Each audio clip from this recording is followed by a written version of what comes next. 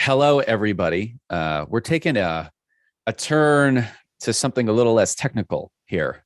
Uh, and we're talking about mastering the last mile of analytics. And so in this presentation, um, I've really kind of cut down. I've had to do a lot of editing to what I want to talk about to try to fit it into our time slot. But I'm going to kind of go over what the last mile problem is, help you understand where it comes from, and then we will discuss some solutions you can bring to bear to the last mile problem. Now, I'll preface this by saying I have a pretty nasty cold right now, and so I'm going to do my best. But if I have to pause to cough or something, my apologies.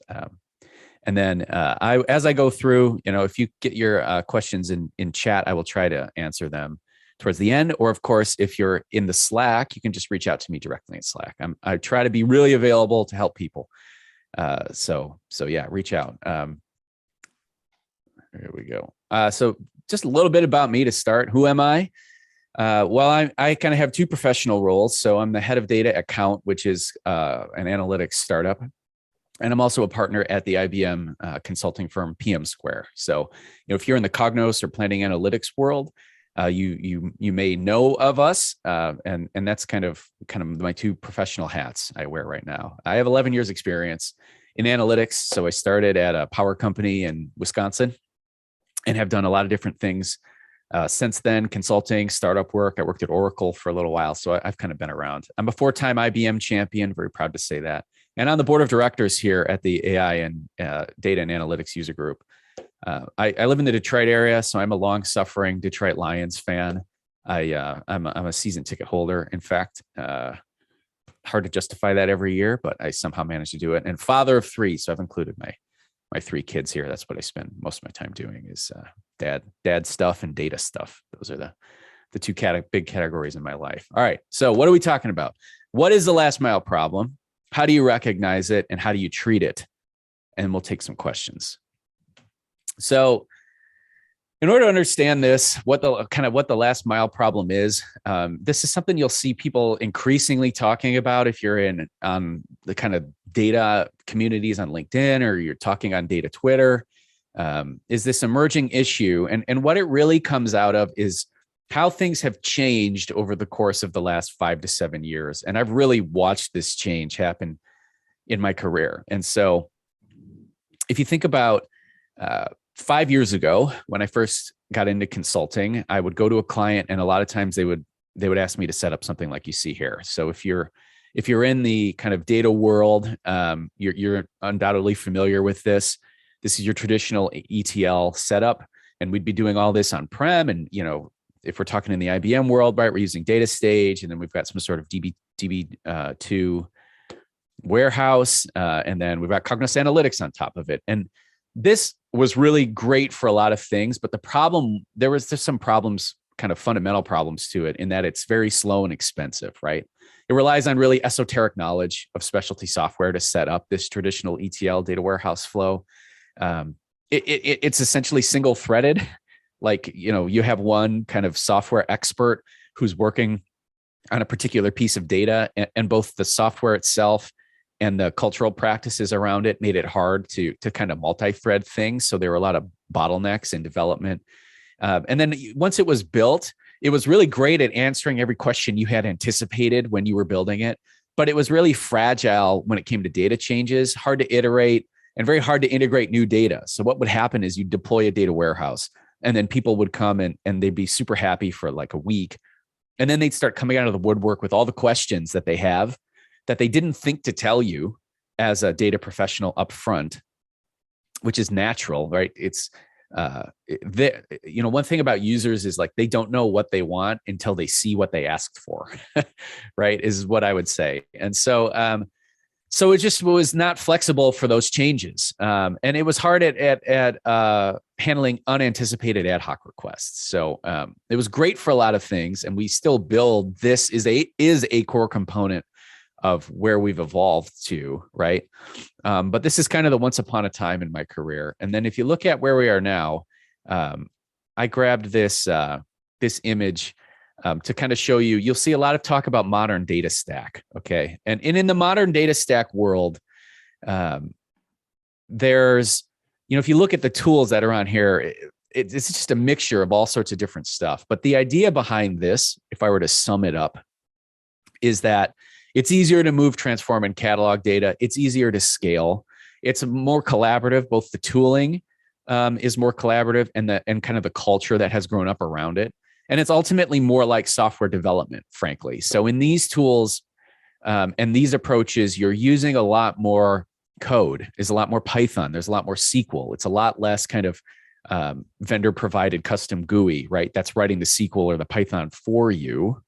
Instead, it's like you're expected to have that skill yourself, right? And then you're using things like CI/CD, blue-green deployments, source code management, and Git, all of these things that come out of the software world that allow you to collaborate more when you're developing data pipelines, easily integrate AI. That was something that, kind of in the old data warehouse world. I mean, first of all, our AI tools were just not nearly as advanced 5 years ago as they are now, right? It's just not even comparable. But the companies that were doing machine learning and using AI technologies, they often they didn't integrate well with the rest of the data pipeline at that time, whereas it's kind of this modern data stack approach they do. And so, this is again, if you just Google modern data stack, it's a very hot area of conversation right now. And this fundamentally solves a lot of data problems, but out of this emerges kind of the last mile problem. And we'll get into details about it, kind of what exactly that is, right? So one thing about modern data stack is it's still very startup focused. It's growing rapidly, so I'd expect that conversation to get into bigger and bigger organizations as time goes on. But if you participate in that community, the people who are really, really focused on it, and big participants tend to skew towards younger companies, smaller companies, scaling companies, that sort of thing. There's also a lot of going on at the enterprise level. And I think this still doesn't solve the last mile problem. And that is, we've got these big approaches that people have been talking about for kind of enterprise scale stuff. So first of all, maybe starting 4 years ago, I saw a lot of people talking about Data Vault, right? Data Vault 2.0, modeling methodologies and that sort of thing. It started as a new approach to warehousing. It's expanded to encompass modern data sources and structures. And a lot of people are relying on this. It's a very kind of tells you how to model the data, right? Is what it predominantly focuses on. So that might be something that people are talking about on an enterprise scale. Then, of course, you've got data fabric. This is something IBM talks a lot about. And data fabric is about providing a set of data services kind of as endpoints for applications or analytics, both, right? So you may be doing embedding, you may be providing an API that a application can query to get data out of, or you may be doing a kind of a more traditional DWBI approach within the data fabric. But the idea behind the data fabric is kind of it's multi-cloud, and it's got these services wrapped around it for governance, scalability, federation, virtualization of data. All of that is kind of encompassed in the data fabric. So it's like a technology approach. And the vendors that offer data fabrics are kind of trying to give you this stuff as an off the shelf, like you can buy a data fabric, right? Or the tools to build a data fabric.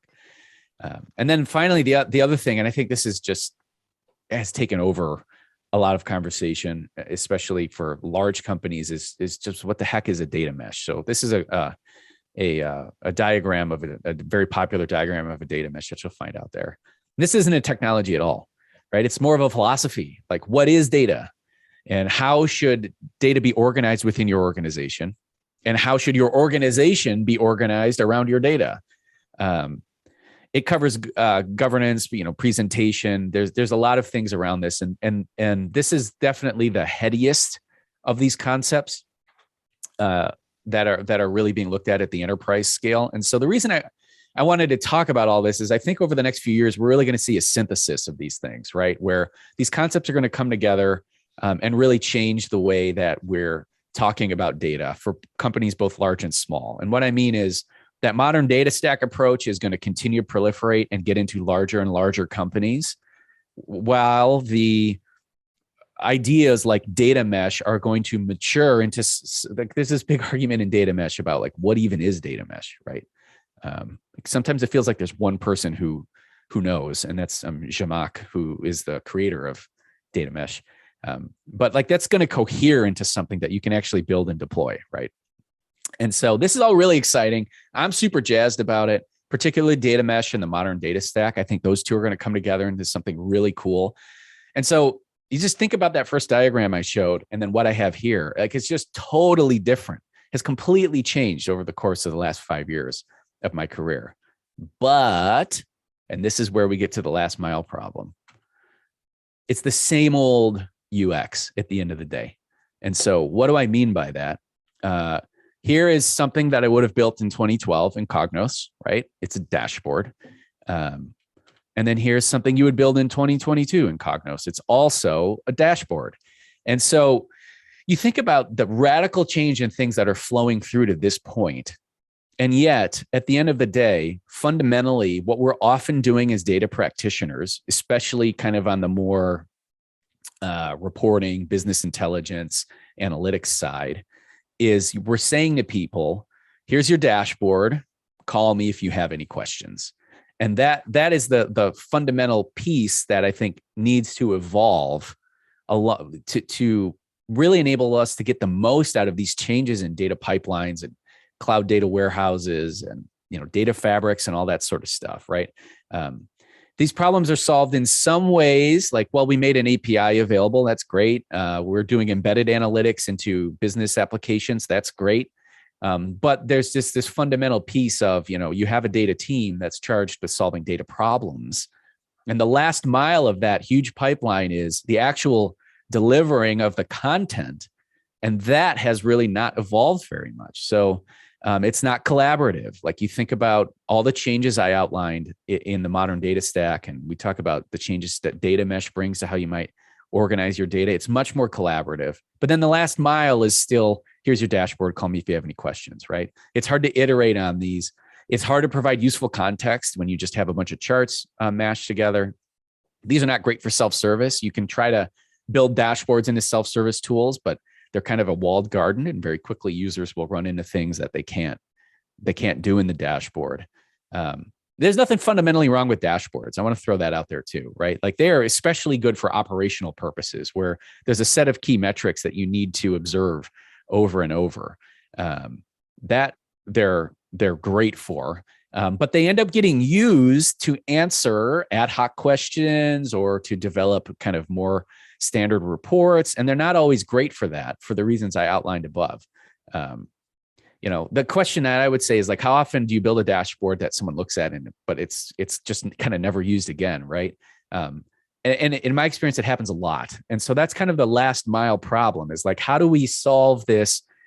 How do we make the end process where we're giving data to people as collaborative, as iterative, as fresh and new as what has happened behind the scenes?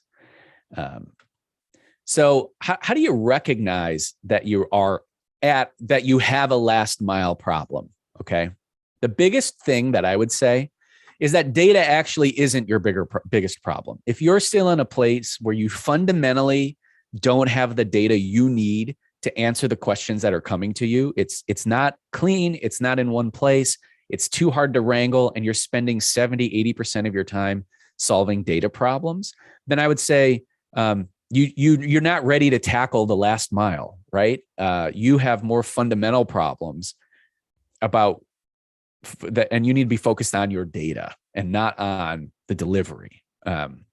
However, a lot of organizations maybe haven't totally solved their data problems. I mean, nobody's totally solved their data problems, but they do have a great data infrastructure in place that can answer maybe 80 or 90% of common questions that people have.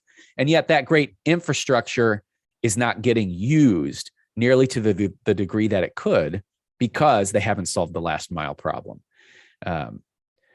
Building dashboards, you see dashboard usage has plateaued.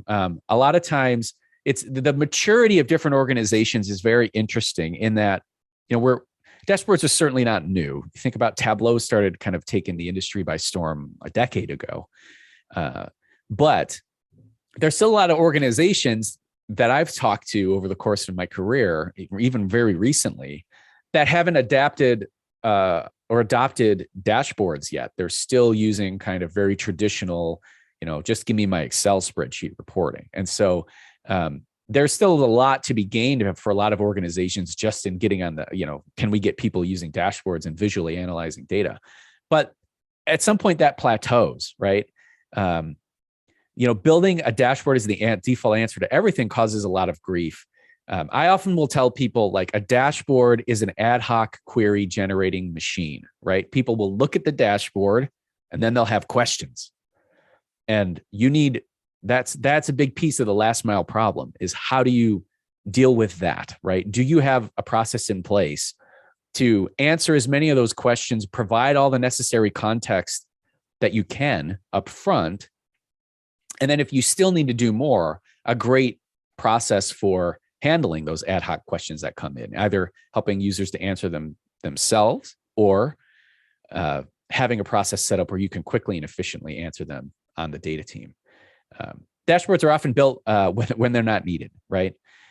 Charts without context is a big thing that you're ready to tackle the last mile problem. So your data is in good shape, but your dashboard usage has plateaued, and you're in the habit of just like, can I get 8 charts onto a screen that hopefully answers your question? We need to start thinking about taking a step beyond that. Obviously, when the business loses trust, this is a big, the big sign of this is that they're buying or building their own analytics instead of relying on yours. And then really, poor data literacy, especially if you have great data, but nobody knows where it is or how to use it. I've worked with a lot of organizations that have this, where like they have a great enterprise data warehouse.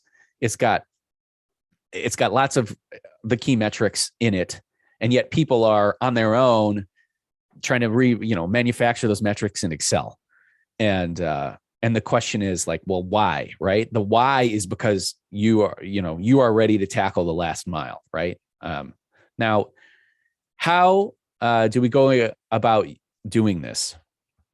So the first thing I would say is take a modern approach to user adoption. And a lot of these ideas I got, and I just adapted from, so it's book recommendation, right? The Lean Product Playbook by Dan Olson, okay? This is the process he outlines there. There's lots of lean product development books out there. This is the one I read and liked. But to take that approach to thinking about your data products, okay, and really to shift to thinking about your data as a product, even if it's not shared outside of your organization and you're not charging for it. If you think about it as a product and you start taking a product-based approach to it, you can really have a lot of success. And you'll notice that a lot of the methodologies, like data mesh, for example, data as a product is probably the core philosophy of data mesh. And everything that data mesh recommends flows out of the idea of data as a product. And so this kind of thinking, if you're not familiar with it, I think is going to be more and more popular over the next few years. And so how would I do that if I were a data team, right? Well, I would take a modern approach to what you would traditionally call user adoption. And so I've kind of outlined the steps here. Now, I would normally go through every single one of these and talk about how to do them, but I'm just going to hit some highlights. But fundamentally, what this is about understanding your users and then taking a product-based approach to that process. So you're going to come up with a hypothesis of who your users are. And then you're going to go out and test that hypothesis by doing user interviews. And you're going to adjust that as and narrow that down to actual target personas for like who's out there that needs to be consuming your data and what do they care about. And then you go through a mapping exercise, right? Okay, we think we've identified who our user groups are and what they care about. And now we're going to map not just pieces of technology or permissions within your BI tool. Say you're using Cognos, right? This is something I do with Cognos people a lot. That's very useful because they say, I got all these capabilities in Cognos. Who do I give what to? Well, this will tell you that, right? But you're designing an overall user experience that encompasses not just what tools they have access to or what permissions they have, but what is it like for them to work with you as a data team? What processes do they have to go through? What support do you offer them? All of that is encompassed in this approach. And when I say identify target personas, a lot of times, especially when I'm talking to like really technical data teams, they are like, well, you mean just like think about who your users are, right? And I'm like, no, I mean, actually document it. Like, come up with a fictitious person, Larry, in this case, the power user, and make a persona document of who Larry is and what Larry cares about and what his goals are and challenges. And what I would say is you do this on your own, because you probably have a good idea who a lot of your users are. So you do this on your own. You come up with the hypothesis, then you go out and test it, right? You don't want to walk into an interview with an end user with no hypothesis in place about what they care about, because you're not going to get what you need out of them, right? You have the hypothesis in place, and then that interview is for testing your hypothesis. It's not for generating it. Okay. But actually write it out and keep this documented somewhere and refer back to it over time.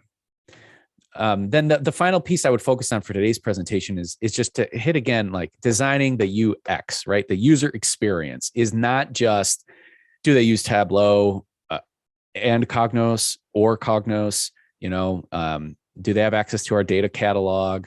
It's also like, in this example for Larry, we might say, okay, here's a UX plan for Larry. So we have an enablement plan for him. We have a support plan for him. He's a power user.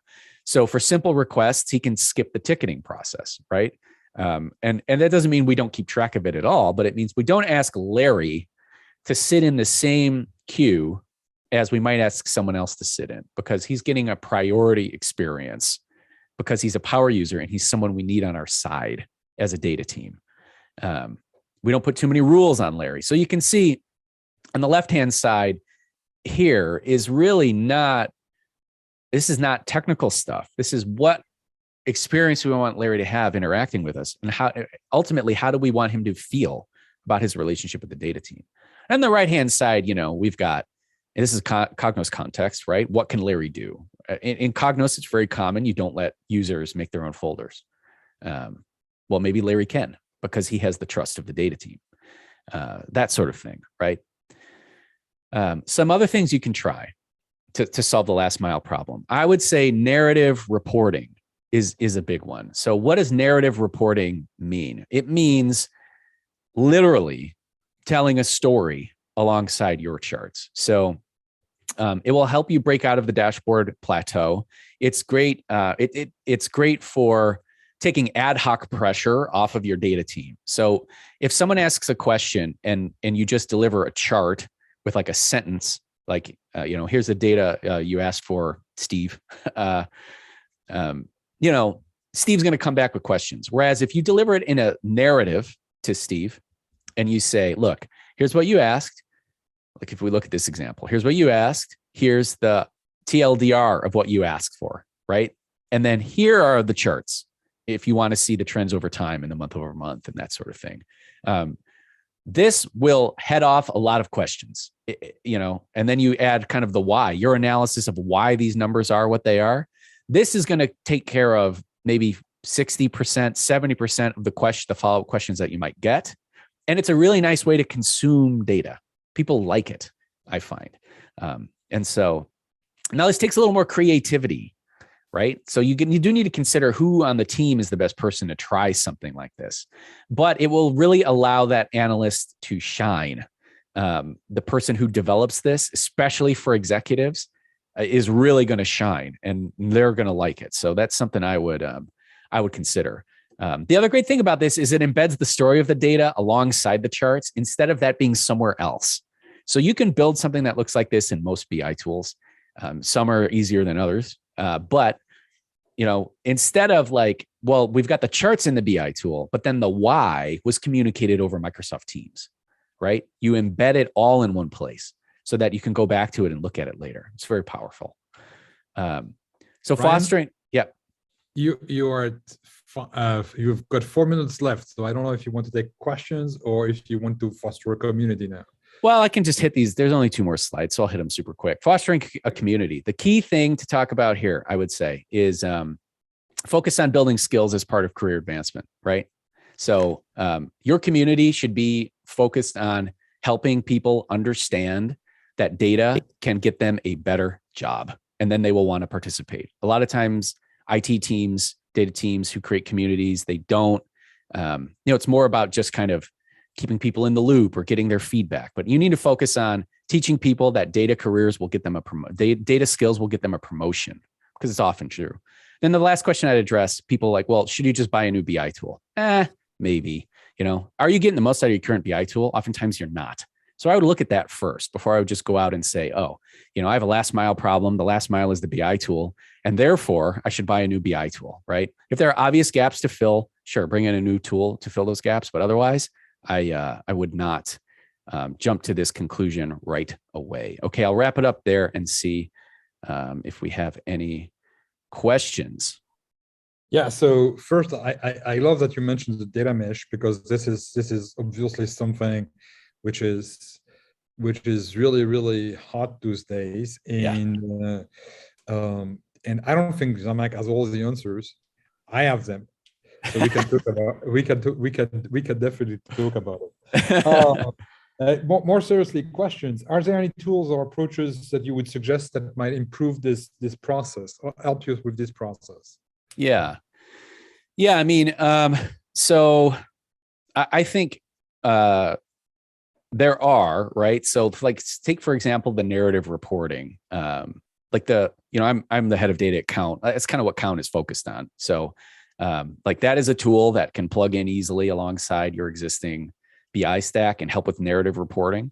But like I said, I wouldn't necessarily think like, oh, just buying a new BI tool will solve this problem. The thing I'll tell you, JG, that buying a new BI tool does do is it's like a culture reset. So like people are often open to changes around a new piece of software in terms of their process and thinking that they wouldn't be if you just tried to reboot with your existing software. And this is purely for cultural reasons. Like your existing software may be able to meet all the needs just fine, but they have this entrenched way of thinking, and getting a new piece of software, not even necessarily replacing your existing BI tool, but just adding something new to the mix can sometimes open people up to changes in process and thinking that they weren't open to begin with. And then in terms of like processes, for sure, I would, the big thing I would focus on is to the degree you can try to increase your collaboration with your end users. So bring them into your development process earlier, show them prototypes. If you don't build prototypes today, start building them, like actual visual prototypes, to get their impact, their feedback earlier on in the process. Yeah, creating a whole user experience process. Exactly. Like you need to think it's not thinking about tools here. Like tools are part of the user experience, but they are not the totality of the user experience. And truly the important parts, it's this last sentence here: culture wins over products, right? And so at the end of the day, that's what I think you should be focused on primarily. Artificial intelligence, data, analytics, user group. AIDAUG. Join AIDAUG today.